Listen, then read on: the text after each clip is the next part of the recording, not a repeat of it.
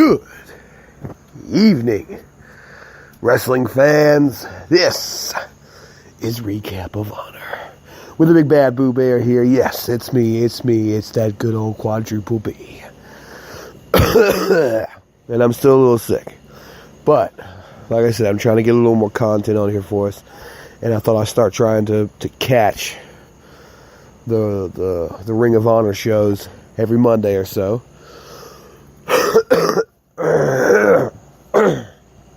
Excuse me. And so I did. I checked this out tonight, 8/27/2018, just like it says in the title.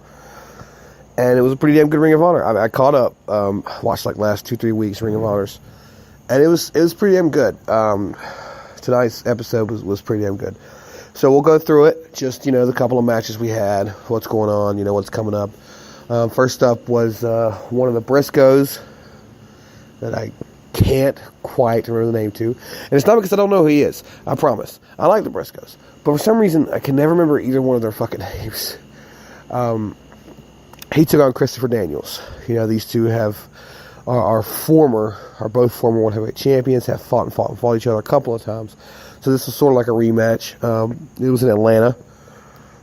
And they put on a pretty good match. It wasn't my favorite of the night, but it was a good opener, I thought it could have been better if maybe they weren't interrupted, but obviously they got a feud going on between the SCU and the Briscoes. So, big tag team matches coming up here in the next couple of weeks between them for the titles, So, that's what they're doing. They're running that. I still think it could have been better without that, but, good match, good opener. Next up was Flip Gordon versus Silas Young. I'm a huge fan of Silas Young. Now, I love Flip Gordon, too. He's really good. Both of them are really good wrestlers. Flip has taken on Silas Young before for the TV title, come up short. So this was sort of a rite of passage and a journey back, trying to take on Silas Young once again and see if he can get the victory this time. Great matchup, really good mid-card match. Flip and Silas did some good stuff. I loved the spot where Flip hit the Pele kick out of nowhere. That was really cool after he took like a fucking knee to the face, or I think it was a boot to the face, and came back with a Pele kick. That was really cool. And then the only thing I will say about that is I wasn't a fan of the ending. I don't know. I think I'd have liked it more if he went for a straight cover instead of the roll up. Because basically he comes off the ropes, hits him with the roll up, 1, 2, 3. And this is after a good match. It wasn't like it had been a bad match or anything. It was a great match. I don't know. I prefer just straight roll ups. I prefer straight pins. I prefer seeing the straight pin than I do a roll-up. But nonetheless, match was great. Great mid-card match. And then Bubba Ray comes out. Or Bully Ray, whatever you guys like to call him these days. And he interrupts the match. Well, the post-match. Flip's going for a handshake. It looks like Silas is about to do it. But Silas doesn't get a chance to because Bully comes out and low blows him. Looks at him and is like shaking his head like in disapproval. So I feel like they're going to try and run an angle between Silas and Bubba Ray. Bubba Ray being disappointed that he lost to Flip, a kid, the last real man. I can see that kind of being the story. Which, as cliche as it is with Silas Young, I'm pretty sure they could run a pretty good little program with it. So I'm looking forward to seeing what they do with him and Bubba Ray. Or Bully Ray, whatever the fuck you guys want to call him. And after that was the main event. The Bullet Club, Cody Rhodes and the Young Bucks took on the Kingdom. Now, I don't know much about the Kingdom. I know the leader is Matt Taven, and they got this fucker with a balloon, and they got somebody else. I don't know anything about the Kingdom.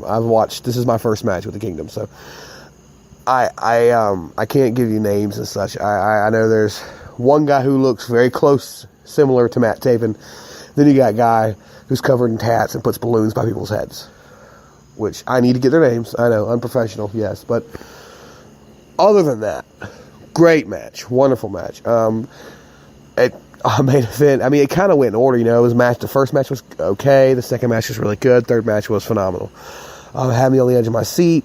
These two teams just busted ass, some great spots in it, fucking Bernard the Bear, or is it Bernard or Brucey or the Business Bear, got up on the ropes and took a spot.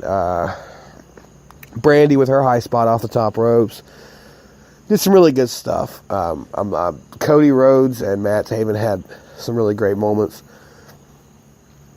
I especially liked the spot where Matt comes in from under the ropes while the guy with the balloon has got Cody Rhodes down the center of the ring, and he's like talking trash, and he's got the balloon by his head. He's about to pop it to throw his equilibrium off. And out of nowhere, here comes Matt off the ropes, super kicks the fucking balloon into the guy's head. I thought that was really good shit. Because, if you had missed by just a little bit, or if you had overcalculated or undercalculated, that spot would have been fucking useless. But it looked really fucking cool. So if there's a favorite spot of the night, it goes to that. It was some good shit. So then, match goes on. And Nick Aldis, by the way. Nick Aldis is on the outside. I'm going to talk about that for just a minute. After I get done with the rest of this recap. He was commentating with Colt Cabana. So, the rest of the match goes on, and Cody Rhodes actually, after hitting the crossroads on that same balloon guy, gets the 1, 2, 3. And I don't know what they're trying to run here, if they're going to just do another a rematch next week, or whatever, but he was not the legal man. I legitimately was not the legal man. It's not like a story or something. There was never a tag. I keep up with that stuff pretty well, and I know he was never tagged. Matt Taven was still the legal man. So, of course, Matt Taven knows this. He's freaking out. He goes, I don't know what's going to happen. They didn't really mention what's going to happen. But, as of this moment, your new Ring of Honor 6-man tag team champions is Cody Rhodes and the Bullet Club. So yeah, it was a pretty solid match, pretty 5-star match. So it was pretty damn good. I enjoyed the hell out of it. It was a great show. And I was thinking right there at the end, what's the draw? What's been drawing people to come and watch Ring of Honor and come and watch and all the different indie organizations. And what I'm getting is that, and I'm not going to keep you guys much longer, and what I'm getting is that it feels like the territory days. That is the draw. Nick Aldis on the outside with the National Wrestling Alliance Championship, and they're talking about it being defended in China, it's been defended in Australia, in the US. It really is like the territory days on more of a global scale. And that's what the draw is. That's what people are coming back to. And I just thought it was a really cool thought, and I wanted to share it with you guys. I can't wait to see All In. I can't wait to see Nick Aldis defend the title against Cody Rhodes. And I'm going to try and find a way to watch some NWA somehow, sometime soon. If I do get a chance, I'll let you guys know. But that was your recap of Honor this week. Thanks for tuning in. Hopefully I'll have another one for you next week after the next next Ring of Honor TV taping. Looking forward to that Women of Honor main event. It's going to be good. Thanks for tuning in. You guys take care. Peace.